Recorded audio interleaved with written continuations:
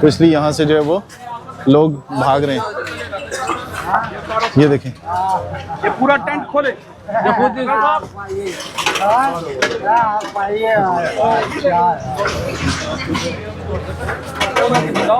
अब आप अंदाज़ा लगा सकते हैं कि यहाँ पर कितनी बार ऑपरेशन हो चुका है, और जितनी बार ऑपरेशन होता है 3-3 4-4 ट्रक्स यहाँ से जाते हैं। पैरा अपना ऑपरेशन कर रहा होता है, म्यूनसिपल कॉर्पोरेशन अपना ऑपरेशन कर रही होती है, लेकिन इसके बावजूद भी ये सामान कम नहीं होता, तजावज़ात जो है ये कम नहीं होते। ये देखें, कितनी गई?